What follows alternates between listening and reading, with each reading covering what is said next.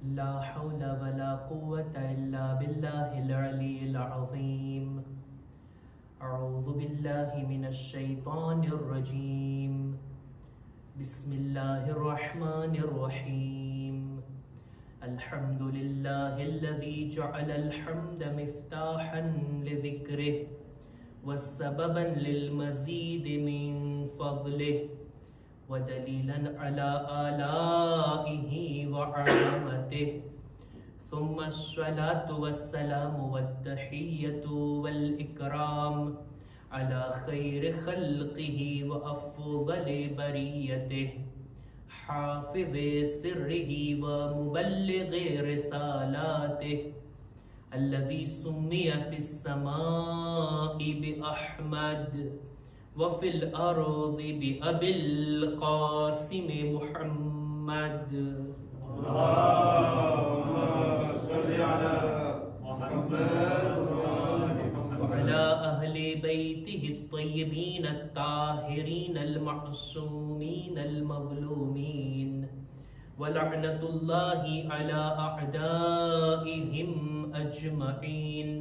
أما بعد فقد قال الله سبحانه وتعالى في كتابه الكريم: بسم الله الرحمن الرحيم. وكلا نقص عليك من أنباء الرسل ما نثبت به فؤادك وجاءك في هذه الحق وموعظة وذكرى للمؤمنين. सलवात पर मोहम्मद वाले मोहम्मद. اللهم صل على محمد وآل محمد. માહે અઝા, માહે મુહર્રમ અને આશુરા બાદ આ પહેલી શબે જુમા છે. આપણે બધા ઇમામે હુસૈન અલૈહિસ્સલામના અઝાદાર અને એમના સોગવાર છીએ. ઇસ્લામી વર્ષના પહેલા 2 મહિના મુહર્રમ અને સફર આપણે ગમમાં ઇમામે હુસૈનનો સોગ મનાવવામાં, એમની યાદ મનાવવામાં પસાર કરતા હોઈએ છીએ. કરબલાનો બનાવ એક એવો વાક્યો કે જેનો સમયગાળો ઘણો ટૂંકો હતો, સવારથી લઈ અસરે આશુર સુધી. એ વાક્યો એક લિમિટેડ જગ્યામાં કરબલા નામની ઈરાકની એક સરઝમીન ઉપર અંજામ પામ્યો. પણ આ વાક્યો આખા ઇતિહાસમાં એટલો ફેલાય છે કે 1400 વર્ષ બાદ પણ હજી એની યાદ તાજી છે. આ વાક્યો એક કરબલા નામની સરઝમીન પર બન્યો હતો, પણ આજે દુનિયાની તમામ સરઝમીનો ઉપર કરબલાની યાદ મનાવવામાં આવી રહી છે. આજના આ યુગની અંદર આપણે જોઈએ કે દુનિયાનું કોઈ એવું મોટું સિટી નહીં હોય કે જ્યાં અઝાદારી ન થતી હોય, ઇમામની યાદ ન મનાવાતી હોય. આપણે પણ ઇમામે હુસૈનની અઝાદારી કરવામાં, ઇમામનો ગમ મનાવવામાં મશગુલ છીએ. એક સવાલ મારા નૌજવાન ભાઈઓ માટે: શા માટે કરબલાના બનાવને આટલો રિપીટ કરવામાં આવે છે, બયાન કરવામાં આવે છે, દર વર્ષે એની યાદ મનાવવામાં આવે છે? જો કે ઇતિહાસમાં કેટલાય એવા વાક્યા બન્યા છે, કેટલી એવી જંગો થઈ છે કે જેમાં કેટલા લોકો, હજારો લોકોની જાન ગઈ છે. એ બધું આપણે યાદ નથી કરતા, બધું ઇતિહાસમાં ભૂલાઈ જાય છે. પણ કરબલા શા માટે રિપીટ થઈ છે? કરબલાની યાદ શા માટે તાજી રાખવામાં આવે છે? આપણી જિંદગીના કેટલાય મુહર્રમ સફર આપણે જોયા હશે અને હજી કેટલાય જોવાના છે આપણે, અને ઇમામની યાદ મનાવશો. શા માટે આ વાક્યાના યાદમાં આટલું રિપીટ કરવામાં આવે, આટલું તકરાર કરવામાં આવે? એનું પણ એક રીઝન છે. આપણા ઉલમા કુરાન મજીદની આયતથી આ વાતનો જવાબ આપે છે. કુરાન મજીદમાં સૂરે હૂદની 120 નંબરની આયત, ખુદાવંદ આલમ એ આયતની અંદર કુરાને મજીદમાં જે અંબિયાના વાક્યા બયાન થયા છે ને એનું કારણ બયાન કરે છે. કુરાન મજીદનો એક મોટો ભાગ નબીઓના વાકયાત બયાન કરવાનો છે. નબીઓની તારીખ, ઇતિહાસમાં નબીઓના કૌમની સાથે શું થયું, કેવા લોકો હતા, નબીએ કેવી રીતના તબલીગ કરી, કેટલી મુશ્કેલાત આવી, નબીઓના વાકયાત કુરાન મજીદમાં એવા છે ને, અને એક ફેરે બયાન થોડી થયા છે. અનેક વખત જનાબે આદમનો કિસ્સો કેટલી વખત કુરાન મજીદમાં બયાન થયો. જનાબે નૂહ આખો એક સૂરો છે એમના નામનો. કેટલા અંબિયા, જનાબે મૂસા કે જેમનો સૌથી વધારે zikr છે કુરાન મજીદની અંદર. આ નબીઓના વાકયાત બયાન કરવાની ફિલોસોફી શું છે? અને દેખીતી વાત છે, નબીઓના વાકયા જ્યારે કુરાન મજીદમાં આવી ગયા તો હવે એ રિપીટ થશે. જ્યાર સુધી કુરાન પઢાતું રહેશે, નબીઓની જિંદગીના બનાવો રિપીટ થતા રહેશે, બયાન થતા રહેશે.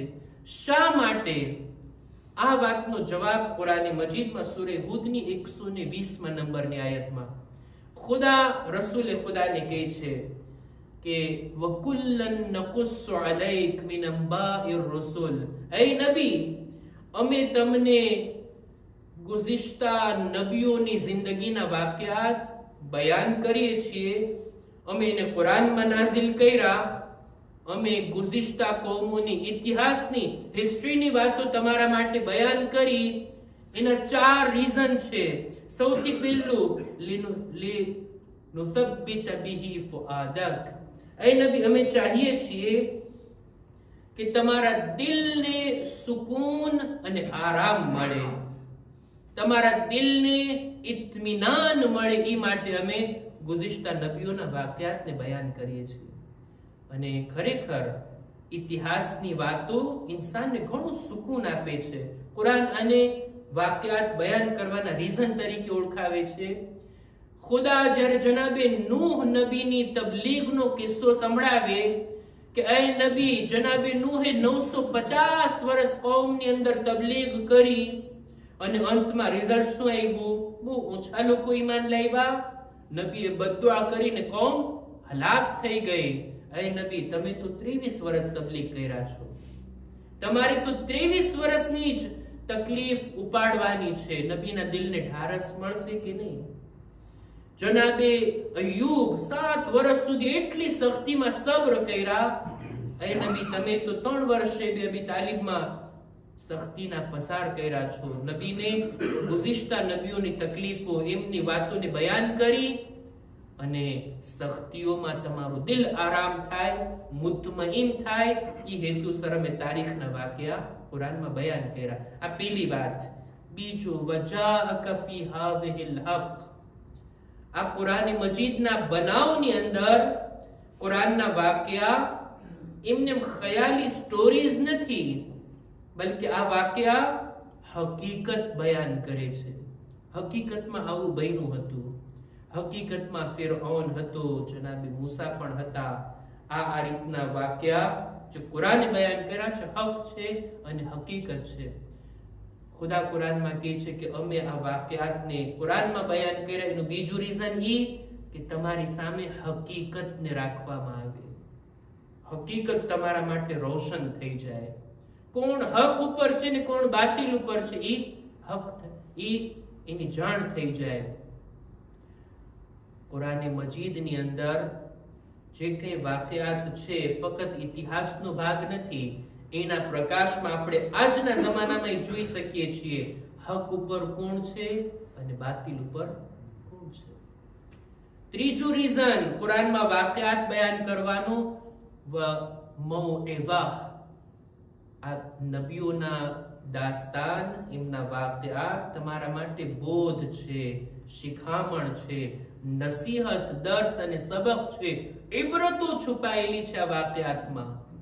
અને ચોથું, વઝિક્રા લિલ મુમિનીન, આ વાકયાતની અંદર, નબીઓની સ્ટોરીની અંદર એક રાપેલ છે, એક યાદી અપાવવામાં આવે છે, લોકોને યાદ અપાવવામાં આવે છે કે આ જિંદગીનો મકસદ શું છે, ખુદાની તરફ બોલાવવામાં આવે છે. નહીંતર ઇન્સાનનો સ્વભાવ ઈ છે ને, માણસને ઘણું બધું ખબર હોય પણ ભૂલાઈ જાય.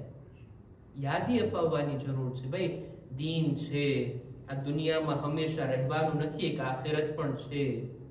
આ બદનની જ વ્યાધિ ના કરીએ, એક રૂહ, એક નફ્સ પણ ખુદાએ આપણને આપ્યો છે.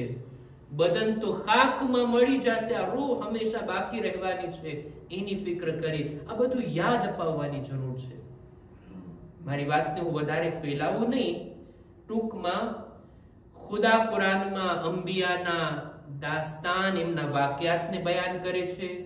શા માટે બયાન કર્યા? ખુદા કહે છે 4 રીઝન.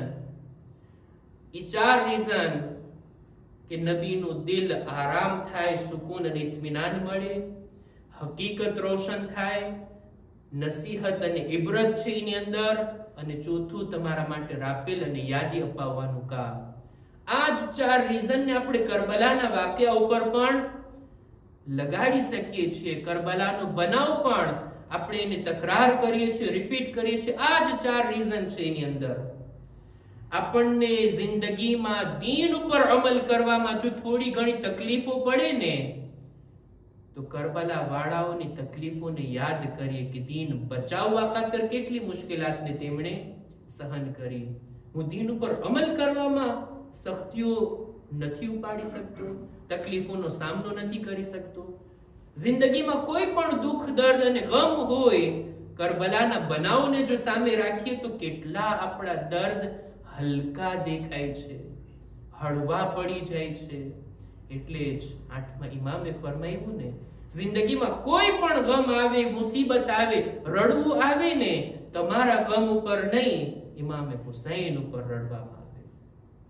કરબલાના બનાવને વારંવાર યાદ કરવાનો એક મકસદ આ છે કે આપણું દિલ મુતમઈન થાય, સુકૂન મળે, અને જે કોઈ મારિફતની સાથે મજલિસમાં આવતું હોય ને, એને આ વાતનો અનુભવ થાય કે મજલિસમાં શું સુકૂન મળે છે, શું અહેસાસ આપણને મળે છે. નહીતર આ મજલિસો ના હોત તો આવી સખ્તી વાળી જિંદગી ગુજારવી આપણા માટે કેટલી મુશ્કેલ બની જાત. ખરેખર આ અહેલે બેતના ગમમાં શરીક થવું આપણને કેટલા ગમોથી નજાત આપે છે. એવી જ રીતના આ કરબલાનો બનાવ જે આપણે બયાન કરીએ છીએ, હક અને હકીકત આપણા માટે રોશન કરે છે. ઈ જમાનામાં ઇમામે હુસૈન હતા અને યઝીદ હતો. ઈ જમાનામાં એક સારામાં સારું કેરેક્ટર અને એક સૌથી બુરામાં બુરો માણસ. આજના જમાનામાં પણ આપણે જોવાનું છે કે આપણે ઇમામે હુસૈનના માનવા વાળા છીએ, કે જેની અંદર તમામ જાતની ખૂબીઓ જોવા મળતી હતી. એવા કામો કરીએ કે જેવા ઇમામે હુસૈનને પસંદ હોય. અઝાદારો એવા બને કે જેવા ઇમામે હુસૈન જોવા માંગે છે. આપણે ફક્ત યઝીદથી નફરત નથી કરતા, યઝીદના કામોથી પણ નફરત કરીએ છીએ. જે કામો યઝીદમાં હતા, જે બુરા કેરેક્ટરની અંદર હતા, એની બુરી સિફાતથી પણ દૂર રહેવું ને, આ પણ એક અઝાદારની જવાબદારી છે. જેવી રીતના કુરાને મજીદની દાસ્તાન, કુરાને મજીદના કિસ્સાઓ આપણા માટે બોધ છે, શિખામણ છે, દર્સ છે, ઇબરત છે. આ કરબલાનો બનાવ પણ આપણે જ્યારે બયાન કરીએ ને, આપણા માટે જાણે એમ કે દર વર્ષે કંઈક નવા લેસન લઈને આવે છે. આ કરબલા નવા ઇબરતના મકામને બયાન કરે છે. આ કરબલા કે ઇન્સાન કેવો હતો અને કેવો બની ગયો. કેવા સારા સારા લોકો કે જેને જોઈને આપણને લાગતું હતું કે આવા લોકો બેશક આ તો જન્નતી હશે, પણ એમનો અંજામ કેવો થયો કરબલામાં આપણને દેખાય.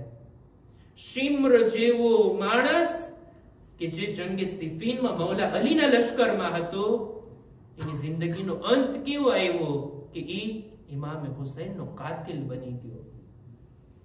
જ્યારે કરબલાના મેદાનમાં આપણને એવા લોકો પણ દેખાય કે એમનું જાહેર આખી જિંદગી જો આપણે જોઈએ તો આપણને એમ લાગે કે આ તો જહન્નમી છે, પણ જનાબે હુર જેવા પાકો પાકીઝા બની અને શુહદાએ કરબલામાં પોતાનું નામ લખાવી, પોતાને ખુશકિસ્મત બનાવી ગયા. આ ઇબરત નથી તો બીજું શું છે?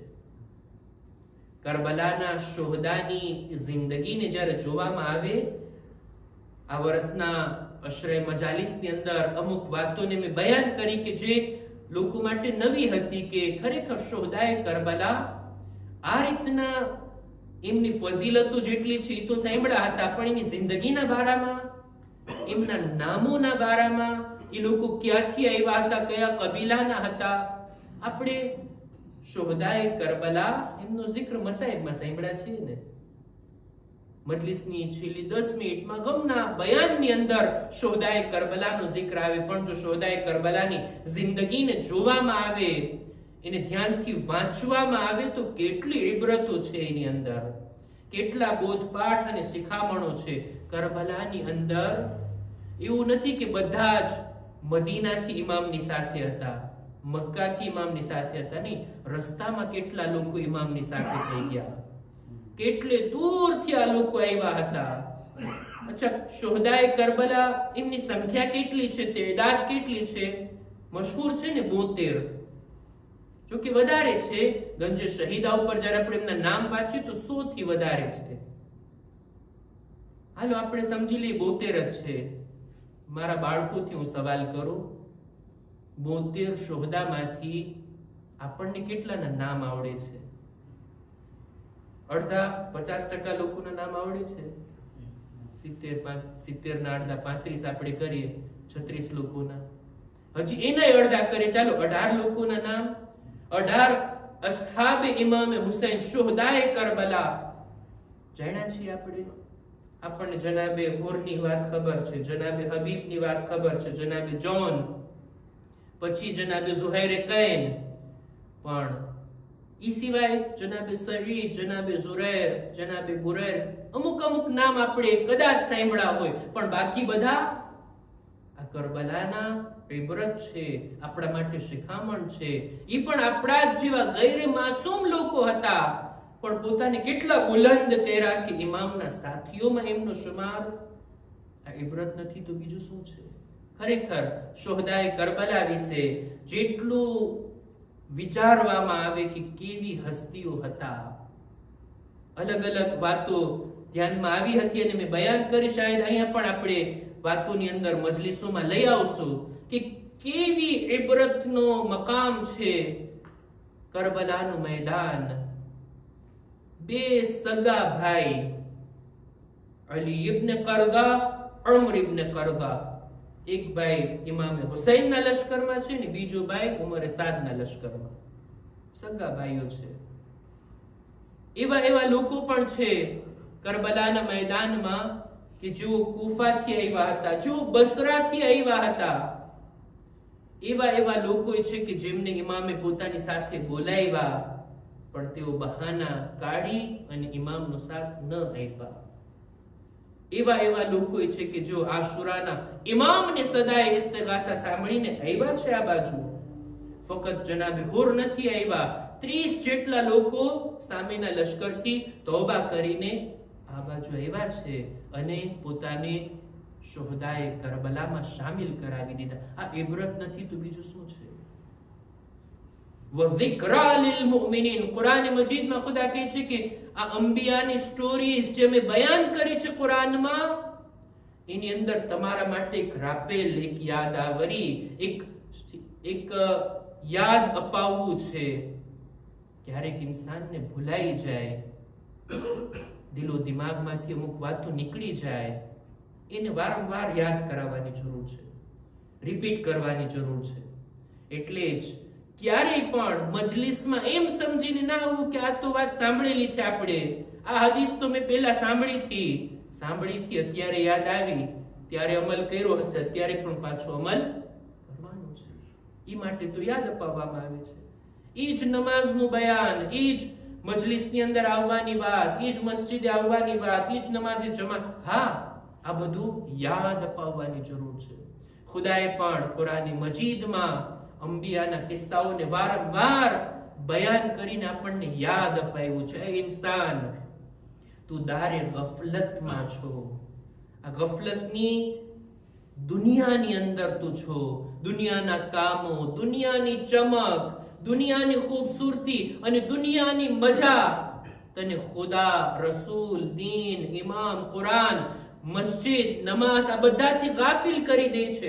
વારંવાર યાદ અપાવવાની જરૂર છે. આ કરબલાનો જિક્ર આપણે વારંવાર કરીએ છીએ. શા માટે? આપણને દીની કામો, દીનદારીની યાદ તાજી થતી રહે. જે લોકો મજલિસમાં આવતા હોય ને એમની દીનદારીને જોઈ લો, અને જેઓ મજલિસમાં આવવાનું બંધ કરી દીધા, મજલિસથી દૂર છે, એ લોકોની દીનદારી તમે સરખામણી કરી શકો છો. મજલિસમાં આવનારા બાળકો, એમનું ફ્યુચર અને ભવિષ્ય કેવું બનશે, અને જે બાળપણથી જ મસ્જિદે આવવાની, મજલિસમાં આવવાની જેને આદત નથી, મોટા થઈને શું થશે ખુદાને ખબર. અને એટલે જ બે વાતો ઉપર મારા નૌજવાન ભાઈઓને અને આપ વડીલો થકી આપની ઔલાદને હું આ પૈગામ આપવા માંગુ છું કે બે કામોથી હંમેશા વળગીને રહીએ, એના દામનને હાથમાંથી ના છોડીએ.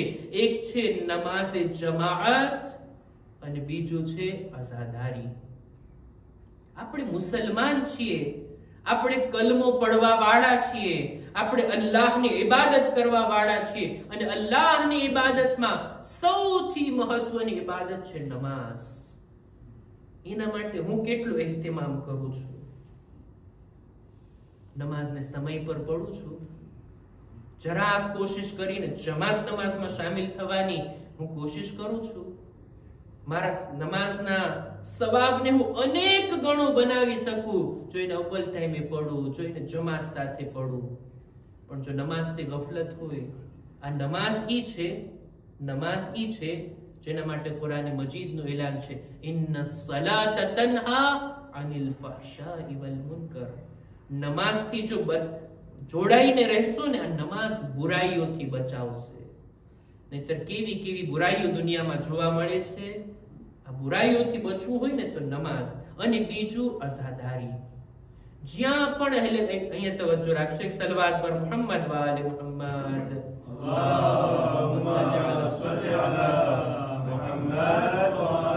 એક છે નમાઝ અને બીજું છે અઝાદારી. જ્યાં પણ અહલે બેતનો zikr હોય, જે પણ સુરતમાં હોય, વિલાદતની મહેફિલ હોય કે ગમની તારીખ હોય, અહલે બેતનો zikr, અહલે બેતના દામનથી જો આપણે વળગીને રહીશું ને, ખુદા ક્યારેક ને ક્યારેક આપણી ચોક્કસ હિદાયત કરી દેશે. નમાઝ બુરાઈઓથી બચાવશે અને આ આઝાદારી આપણને હિદાયત તરફ લઈ જશે. આ ઇન્સાન તો છે કામયાબ. આ ઇન્સાન તો છે જેની દુનિયા પણ બહેતર અને આખિરત પણ બહેતર. હું મારી વાતને અહીંયા જ અટકાવું છું. કુરાન મજીદની આયતથી આપણે જોયા કે કરબલાના બનાવને રિપીટ કરવા, તકરાર કરવા, વારંવાર બયાન કરવાના રીઝન છે, એની ફિલોસોફી છે, એની હિકમતો છે કે જેને સમજીને આપણે અમલ કરીએ અને કરબલાની યાદને દિલો જાનથી મનાવીએ. આ દિવસો એ દિવસો છે કે જેની અંદર અહેલે હરમને કૈદી અને અસીર કરવામાં આવ્યા. ઝાલિમોએ ઇમામના કત્લ ઉપર જ પોતાના આ જુલ્મને અટકાવી ના દીધો. ઇમામને શહીદ કર્યા, ઇમામના ખૈમાને પણ લૂંટવામાં આવ્યા, ખૈમાઓમાં આગ લગાડવામાં આવી, અને આટલું જ નહીં બલકે અહેલે હરમને કૈદી અને અસીર બનાવવામાં આવ્યા. અને આ કૈદી અને અસીરોને કરબલાથી કૂફા અને કૂફાથી શામ તરફ લઈ જવામાં આવ્યા. કેટલો સખ્ત મોકો હતો કે જ્યારે અહેલે હરમના હાથમાં રસન બાંધીને અહેલે બેતની આ ઔરતોને બે રેદા ખાલી ઊંટની પુષ્ટ પર સવાર કરીને આટલી લાંબી સફર એમને લઈ જવામાં આવ્યા. અને જુલ્મ તો એ હતો કે આ બીબીઓને મક્તલમાંથી, શુહદાની લાશોની દરમિયાનથી પસાર કરવામાં આવ્યા. જ્યારે પણ કોઈ બીબી પોતાના શહીદ ઉપર નજર નાખતી, પોતાને સવારી પરથી પછાડી દેતી કે હાય તમો દફન પણ નથી થયા અને અમોને કૈદી અને અસીર બનાવીને લઈ જવામાં આવે છે. જનાબે ઝૈનબ પણ જ્યારે પોતાના ભાઈના લાશાને જોયા, નજદીક આવીને ગિરિયા કરતા કરતા પોતાના ભાઈની લાશનો તવાફ કરે છે. જનાબે ઝૈનબ બે વખત ઇમામના લાશા પર આવ્યા છે. એક વખત રાતના અંધકારમાં જનાબે સકીનાને લેવા માટે, અને બીજી વાર 11મી મુહર્રમના જ્યારે અસીર બન્યા ત્યારે ભાઈના લાશા પર આવ્યા.